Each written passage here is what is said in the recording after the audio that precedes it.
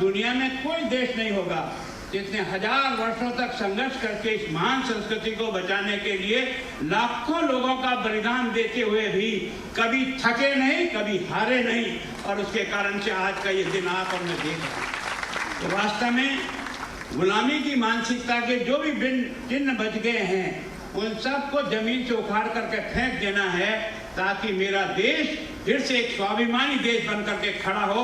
ये दूसरा प्रतिज्ञा है देश की उपलब्धि, और हमें अपनी विरासत पर अभिमान होना चाहिए। हमें अपना इस बात का अभिमान होना चाहिए। मैं जब यहाँ परशुराम कुंड गया था तब मुझे बहुत आश्चर्य हुआ कि कहाँ परशुराम जी और कहाँ परशुराम कुंड में आकर उन्होंने तपस्या की। कैसे देश एक था, ये आज से नहीं है, अनादि काल से था। भगवान कृष्ण अगर रुक्मणी को शादी करके ले गए, वो यही अरुणाचल की थी रुक्मणी, जिसको द्वारकाधीश ने ले जाकर शादी करके ले गया। इसका मतलब हमारा देश एक था, एक है और एक रहेगा। इस बात को संकल्प करने का प्रयास। मैं सोचता हूँ कि भारत की एकता को सुदृढ़ रखेंगे और देश की रक्षा करने वाले सभी का पूर्ण सम्मान करेंगे। और सबसे अंत में, और जो आपको और मेरे सबके लिए जरूरी है, कि हम अपने नागरिक होने के कर्तव्यों का ईमानदारी से पालन करेंगे।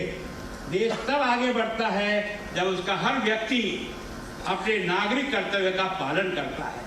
अभी आपने देखा होगा इजराइल में जब युद्ध हो रहा है तो इजराइल के लोग जो संपूर्ण दुनिया में फैले हुए हैं, अपना सब छोड़ करके देश के लिए युद्ध की सीमा में और जाकर के सेना के साथ खड़े हो गए।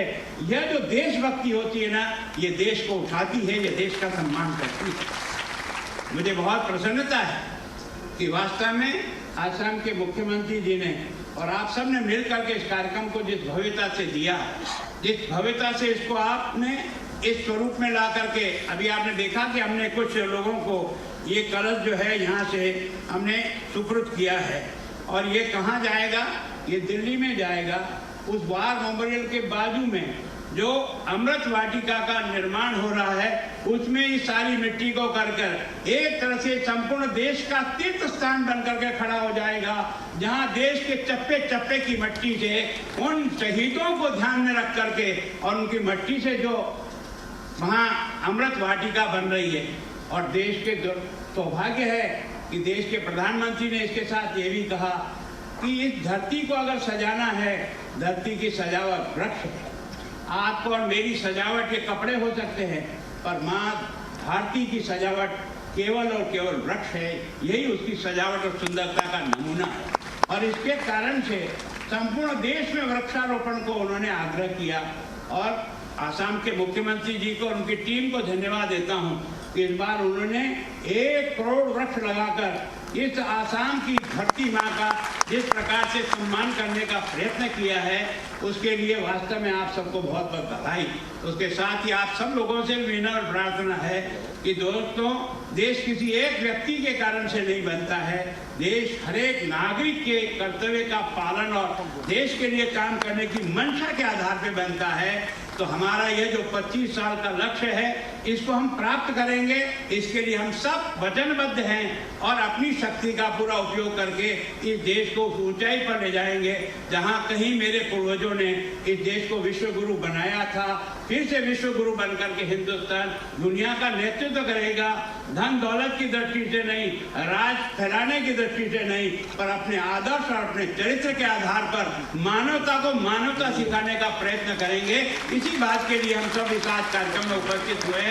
मैं आप सबका भी बहुत स्वागत करता हूं और विशेष करके आसाम सरकार का कि उन्होंने इस कार्यक्रम को इस रूप में बना करके जिस प्रकार का आने वाली पीढ़ी को एक रास्ता दिखाने का प्रयत्न किया है, मैं सोचता हूँ वहाँ पर हम भाग्यशाली है कि आज हमने अपने इस आसाम के 25,000 जो फौजी हैं, उन 25,000 फौजी परिवारों के साथ भी जाकर उनका सम्मान किया।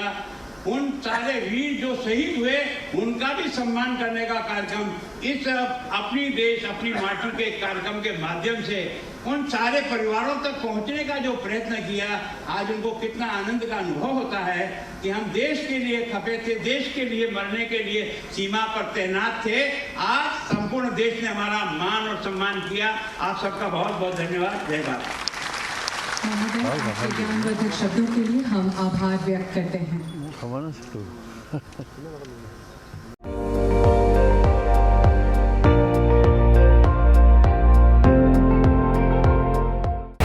আপুনি চাই আছে ND24 সৰ্বশ্ৰেষ্ঠ নহয় সৰ্বোত্তমৰ দৌৰত।